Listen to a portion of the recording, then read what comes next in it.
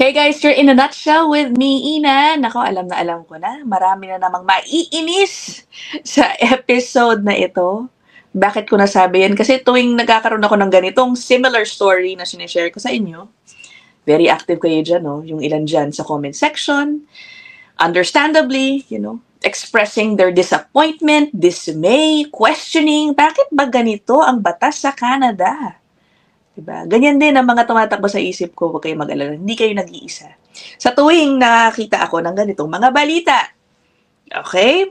Lalo na, no, in this channel, alam nyo naman, I've always reminded people na tayong mga newcomers, halimbawa, temporary residents, kahit PR, kailangan always at your best behavior, di ba? Huwag tayong gumawa ng kalokohan. I've come out with a number of episodes saying that even PRs, you're not safe from getting deported. Okay? If you commit a serious crime, especially, pwedeng makancel ang iyong PR status at uuwiin ka, paalisin ka ng Canada. Sinasabi ko madalas yan, ano? Kaya pag nakakita ako ng ganitong balita, parang, ano ba ito? Bakit ganun? Okay, we're gonna talk about PR. Meron na po siyang deportation order. O, ito na, bibigay ko na yung gist kahit mamaya hihimayin natin yung federal court ruling sa kanya. Okay, PR, a few years ago, meron na siyang deportation order. Dahil he was involved in a road rage incident sa bandang Toronto. Dahil sa kanyang road rage, he caused a multiple car collision. Nakapatay ng isa and then some people were also injured. Worse, he fled the scene. Okay? Parang nanawagan pa yung mga police noon to help locate his vehicle and of course him. Tapos eventually, he surrendered. Okay? So, naglabas ngayon ng deportation order. Kasi po, okay, reminder, pag ikaw ay isang temporary or pag ikaw ay isang non-citizen, and then you commit a crime, you got convicted, tapos ang parusa sa'yo is 6 months pataas na imprisonment, it could trigger a deportation proceeding at it could result to you getting removed. Okay? Pero, ito na nangyari. So, umabot na sa deportation order. In-appeal niya. 2017 or 2018 pa yata siya. Ay, sorry, 2022 pala siya na-issuehan yan. O, ano na, patapos na ang 2025, nandito pa rin po siya. Okay, he appealed, and right now, he won another case, I guess, which is, again, giving him another chance, okay, to fight it out. Hindi naman sa in-overturn na yung kanyang deportation, Kumbaga, binagbibigyan siya ng isa pang pagkakataon para i-oppose yan, basically. In effect, be able to still extend his stay here. Okay, nabigay ko na sa inyo yung story, Obviously, when this report made the rounds on social media a few days ago, ang daming mga reaction, diba? I will share with you first an example of what, people are saying about this. Ito. Only in Canada where you can cause 5-car collision, kill a person, run away from accident, not being a citizen, being a permanent resident, win in court to stay here. Unbelievable. What do you have to do here, first of all, to get a nice jail sentence? Second of all, to get the hell deported for killing a person. What do you tell to the victim's family? This is a completely slap in the face. Our system is just a joke. Only in Okay, that's one of the social media posts na nakita ko reacting to this. Tama siya. Ano bang kailangan gawin dito? Parang isang tao ay talagang matuluyan na makulong. Kasi parang lahat na lang napapalaya, no? Lahat na lang nabibigyan ng bail, di ba? I don't know. Hindi ko rin alam. Anyway, also, before we go to the federal court ruling, I will share with you yung reaksyon ni MP Michelle Rempel-Garner ng Conservative Party kasi naghain po siya ng bill at the House of Commons kung saan, parang pinaiigting ang mga parusa para sa mga erring non-citizens. Okay? Sige, meron po siyang tinweet tungkol dyan. Asa ko ba lalagay ito? Iyan. O, tingnan nyo ang kanyang sinabi. Read this whole story and let yourself become rightly outraged. The Liberals are happy to allow this happen on their watch. Non-citizens convicted of serious crimes must be deported. Conservatives will strengthen the law to stop this from happening. Yan ang kanyang sinabi. Tapos, yung nasa ilalim, yan yung article na lumabas tungkol sa storyang yan. Okay. O, ito na guys, puntahan natin. Itong National Post ang unang naglabas ng balitang yan. Ito yung headline nila. Pakistani immigrant who caused deadly highway crash wins chance to stay in Canada.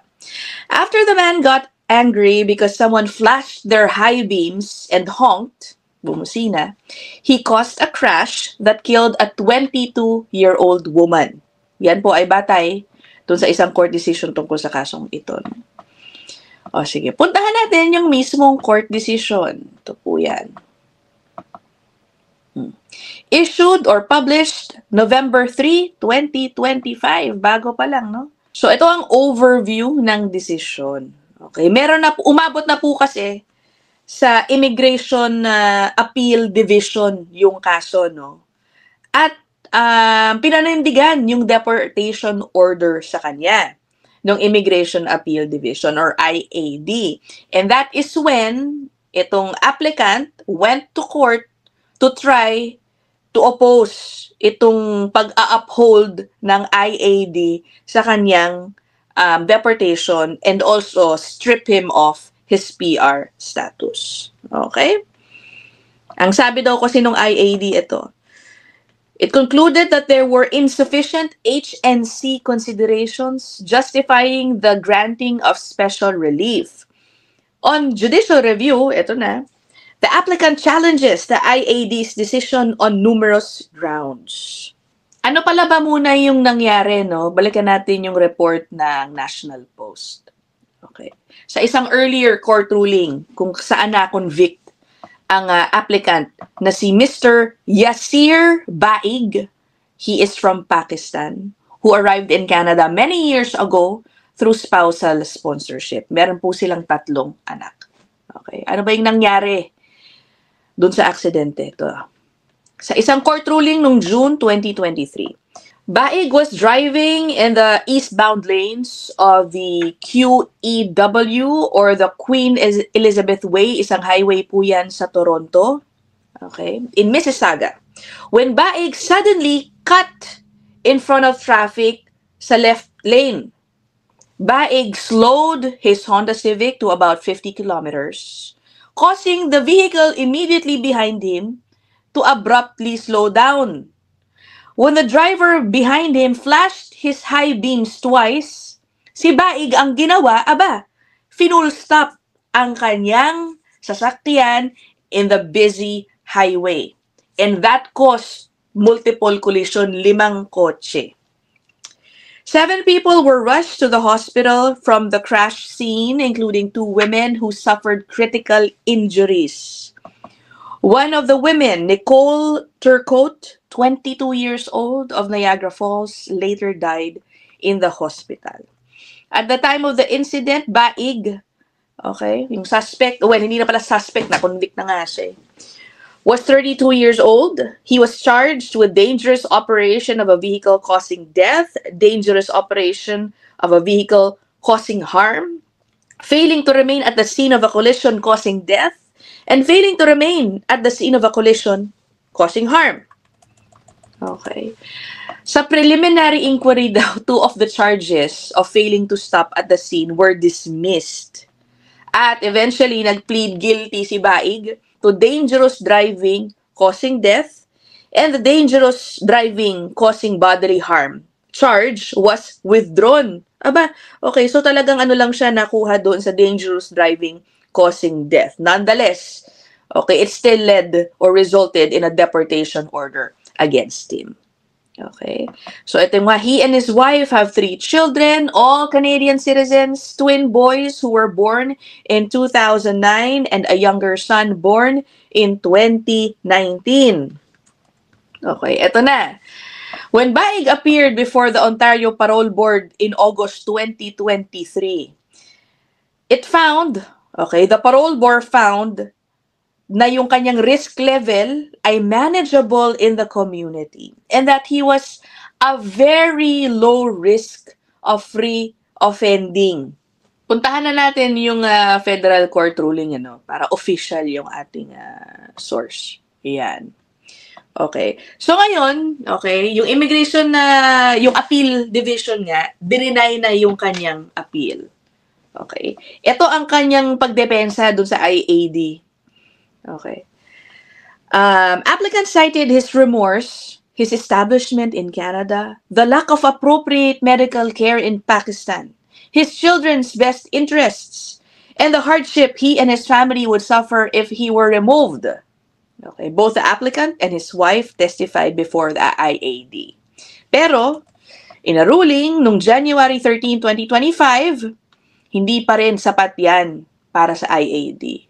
It found that there were insufficient considerations on HNC grounds to allow the appeal or to stay the applicant's removal from Canada. Hindi napatunayan ng husto ni Mr. Baig na siya ay hindi na uulit. Okay. O, sige, puntahan na ngayon natin ang desisyon ng Federal Court. Ito na po. Okay. Kasi nagbigay lang backgrounder din itong decision na to at yan yung kakabasa ko lang ngayon. Ito na. Ang sabi ni Judge dito in the Federal Court, the IAD erred in two respects. Nakamali daw ang IAD. Bakit? First, in finding that the applicant failed to demonstrate that he was likely to reoffend, the IAD did not address the applicant's LSI OR rating, ano ba yun? Or the OPB's determination that the applicant posed a very low risk of reoffending. Ito yung parole board, yung OPB. Ang sabi ni Judge Bale, paano mo nasabi na hindi klaro na hindi siya mag-reoffend? Hindi mo kinonsidera yung finding ng OPB, yung parole board, na very low risk naman daw ang kanyang chances of reoffending. Okay, yun in short. Pangalawa, isa pa daw ang pagkakamali ng appeals board, appeals division, sabi ni Judge dito. The IAD failed to engage with the applicant's evidence that if he was removed from Canada, his family would move to Pakistan with him. And in doing so, the IAD failed to assess the best interest of the child in light of that reality. Maapektuhan daw ang interest ng mga Canadian citizen ng mga anak. This lack of responsiveness on both grounds renders the decision unreasonable. Meron ding binanggit dito tungkol sa testimony ng asawa ni Baig. Sabi dito, the applicant's wife testified about the significant hardship their children would experience if they had to live in Pakistan due to both language barriers and educational needs. None of the children speak either Urdu or Punjabi. Further, yung twin boys daw nila, may kambal na mga bata, who were 15 at the time, require education accommodations, including special laptops that assist them with reading. Additionally, the applicant's wife testified that she feared her sons would be judged in Pakistan for their learning disabilities. Okay, may ganong factor. So those were also considered by the judge. So in short, ito na. The IAD's assessment of the best interest of the child is unreasonable and the decision must be set aside. Okay, set aside lang naman. Hindi naman talaga to parang kinansila. Again, tulad ng nabanggit ko kanina, bibigyan lang siya muli ng isang pagkakataon na i-assess yung kanyang apela by a fresh set of eyes dyan sa appeals division. Yun po ang mangyayari. Okay? So, ito na naman tayo. What do you guys think? Anong pakiramdam ninyo? Diba? Ang hirap no mag-advocate for good behavior for non-citizens tapos makakita tayo ng mga ganitong balita. Diba? Hindi naman pala madedeport, madali naman pala makapag-stay kahit may gawin ako masama. Parang ganun ang mensaheng nakikita sa mga ganitong balita, diba? Anyway, let me know what you guys think. I'll see you guys in the next one. Bye!